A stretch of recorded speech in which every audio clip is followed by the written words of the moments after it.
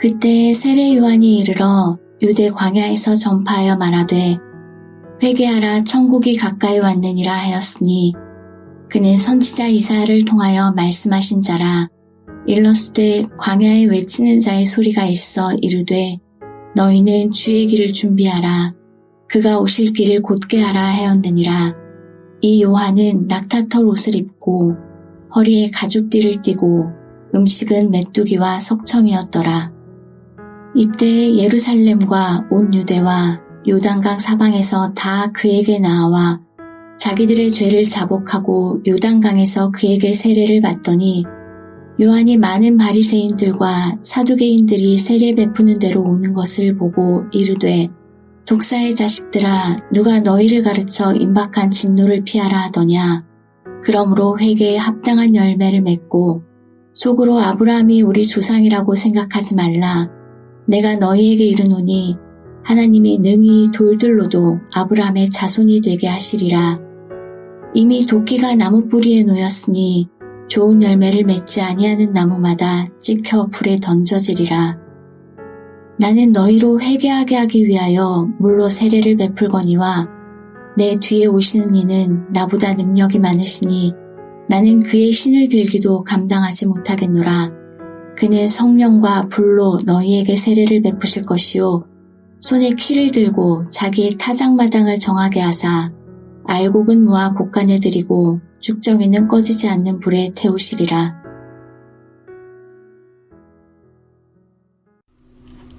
예수님은 이집트로 갔다가 돌아와서 어린 시절을 나사렛에서 보냅니다.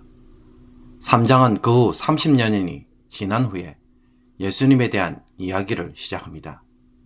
그러나 예수님의 사역을 소개하기 전에 모든 복음서는 세례 요한의 사역부터 먼저 이야기합니다.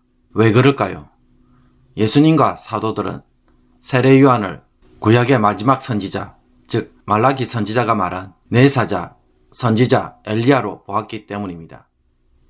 말라기 3장 1절에서 만군의 여호와가 이르노라. 보라 내가 내 사자를 보내리니 그가 내 앞에서 길을 준비할 것이요 또 너희가 구하는 바 주가 갑자기 그의 성전에 임하시리니 곧 너희가 사모하는 언약의 사자가 임하실 것이라.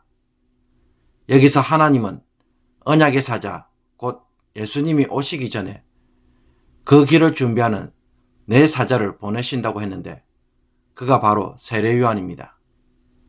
그리고 4장 5절에서 보라 여호와의 크고 두려운 날이 이르기 전에 내가 선지자 엘리야를 너희에게 보내리니 라고 했는데 이 선지자 엘리야가 하는 일은 아버지의 마음을 자녀에게로 돌이키게 하고 자녀들의 마음을 그들의 아버지에게로 돌이키는 일을 할 것이라고 합니다. 그래서 세례 요한의 복장을 보면 낙타 털옷을 입고 허리에 가죽띠를 띠고 메뚜기와 석청을 먹었습니다. 이것은 열왕기하 1장 8절에서 보듯 선지자 엘리야를 떠올리게 하는 복장이었습니다. 그들이 그에게 대답하되 그는 털이 많은 사람인데 허리에 가죽띠를 띄었더이다 하니 왕이 이르되 그는 디셉 사람 엘리야로다. 세례 요한은 선지자 엘리야처럼 왕으로 오시는 예수님을 백성들이 맞이할 수 있도록 회개하라 천국이 가까이 왔느니라고 외치면서 회개의 세례를 베풀고 알곡과 죽정이를 구분하여 불에 태우는 심판이 곧 임할 것이라고 외쳤습니다. 세례 요한의 이런 메시지는 당시에 굉장히 충격적이었습니다. 유대인들은 바벨론 포로에서 약속의 땅으로 돌아왔지만 현실은 여전히 이방인의 통치를 받고 있었기에 온전한 이스라엘의 회복을 사모하고 있었습니다. 특히 요한이 요단강에서 회개의 세례를 베푸는 것은 무엇과 유사합니까? 이스라엘 백성들이 약속의 땅으로 들어가기 위해서는 요단강물을 통과해야 하는 것처럼 약속의 땅으로 들어가는 일을 재현하는 것처럼 보였습니다. 요한이 베푼 세례는 회개를 위한 세례로서 하나님께로 돌아오는 의식이었고 죄를 용서받고 하나님 백성으로 다시 출발하고 싶은 고백이었습니다. 그러나 죄의 용서와 실제적인 구원을 주시는 것은 성령으로 세례를 주시는 분을 통해서 이루어지기 때문에 요한은 이 일을 준비하는 자였습니다. 세례요한의 이른 사역에 예루살렘과 온 유대와 요단강 사방에서 많은 사람들이 자기들의 죄를 자복하고 세례를 받았습니다. 그러나 바리새인들과 사두개인들이 세례를 베푸는 것으로 오는 것을 보고는 요한은 어떻게 반응합니까? 독사의 자식들아 라고 말하면서 하나님의 임박한 진노를 선포하고 회개에 합당한 열매를 맺으라고 하면서 아브라함의 자손이라는 특권을 버리라고 말합니다. 이들은 자신의 마음은 전혀 바꾸지 않고 단지 세례를 통한 종교의식과 선민의식만으로 하나님의 구원을 받으려고 했기 때문입니다. 회개 없이 세례만 받으려는 이들이 과연 왕으로 오시는 메시아를 영접할까요? 세례 요한의 사역에서 보듯 메시아이신 예수님을 영접하는 것은 어떤 것입니까? 마음의 회개가 필요합니다. 세례와 같은 종교적 의식에 참여하는 일이 아닙니다. 여러분은 요한이 외친 천국이 가까이 왔다는 말을 어떻게 이해하십니까?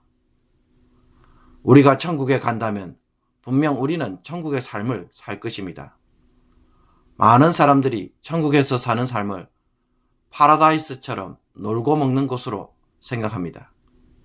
분명 이 세상에 그 어떤 곳과 비교할 수 없을 정도로 최고로 좋은 곳이면 분명할 것입니다. 그렇기 때문에 필연적으로 따라오는 것이 있습니다. 그것이 사람이 살기에 최고로 좋은 곳이라고 한다면 그 삶을 유지하기 위해서는 분명 그에 걸맞는 삶의 방식이 있다는 것입니다.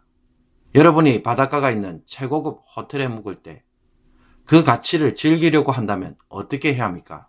거지처럼 사는 것을 좋아하고 게으른 사람이 머물게 된다면 그 호텔은 어떻게 되겠습니까?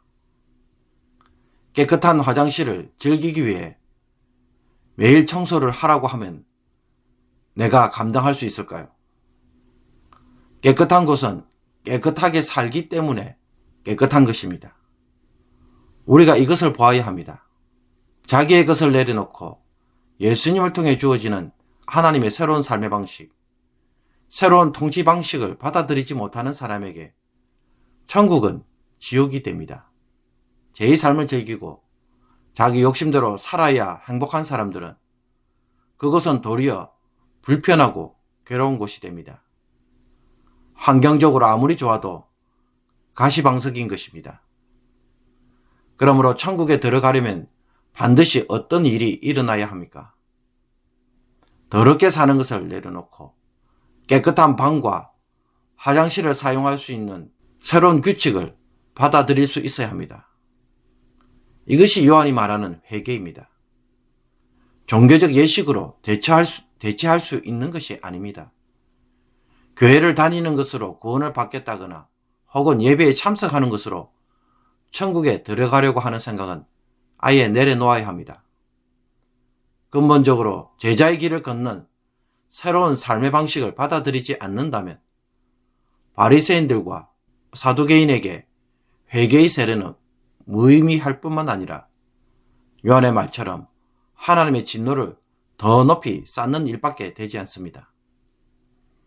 예수님을 주님으로 인정하는 새로운 삶을 살기 위해 내 중심적으로 살아온 죄의 습관을 과감하게 버릴 수 있어야 합니다.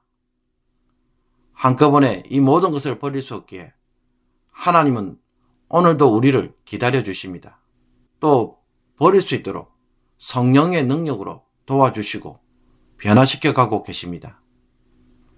하나님 나라의 새로운 삶을 제대로 즐길 수 있도록 도우시는 것입니다. 이 천국이 오늘도 가까이 다가오고 있습니다. 그렇다면 회개에 합당한 열매를 맺어가고 계십니까? 성령께서 이것은 이제 포기하고 내려놓으면 좋겠다고 호소하는 죄의 습관은 없습니까? 성령의 음성을 듣고 오늘도 천국의 사람으로 변화되어가는 성도가 되기를 주님의 이름으로 축복합니다. 기도드리겠습니다. 하나님 아버지, 천국을 가기를 사모하지만 우리의 악한 성품으로 내 고집대로 살려는 욕심으로 인해 결국은 천국을 감당하지 못하는 어리석은 자가 되지 않게 하여 주옵소서. 천국에 들어올 수 있도록 오늘도 기다려 주시고 나의 완고한 고집이 꺾일 때까지 참으시고 용납하시는 그 하나님의 사랑을 멸시하는 자가 되지 않게 하여 주옵소서. 회개에 합당한 열매로 천국에 더 가까이 가는 귀한 성도들이 모두 되게 하여 주옵소서. 이것을 진심으로 사모하는 성도들이 될 수 있도록 회개의 영을 오늘도 부어주시고 변화되어 가는 모든 성도들 되게 하여 주옵소서. 예수 그리스도의 이름으로 기도하옵나이다. 아멘.